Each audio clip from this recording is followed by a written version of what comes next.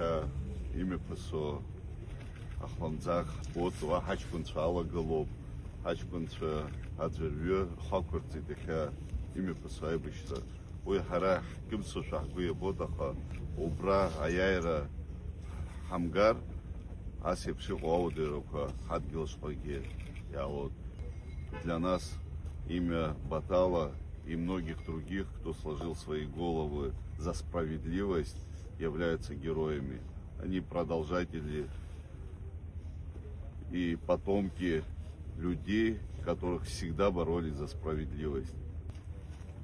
Потеря Батала Джонича Бигвала – это потеря не только для абхазского народа, это большая потеря для всей России. Вместе с легендарной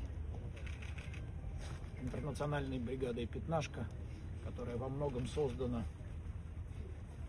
героическими сынами абхазского народа, Батал Джоневич прошел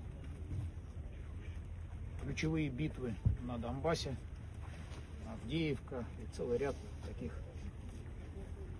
легендарных сражений, в которых решалась судьба Донбасса.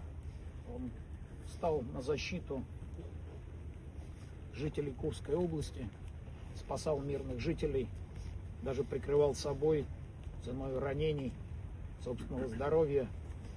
Батал Джоневич настоящий герой, герой и Абхазии, герой России.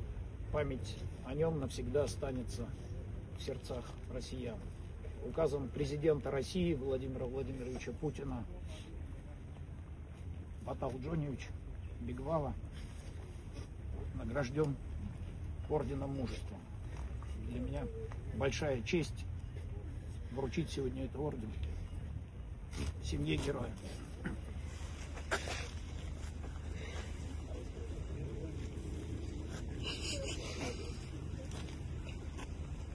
Вот что остается для нас, родных, это память.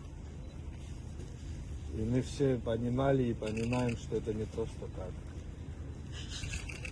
Спасибо за ваше внимание.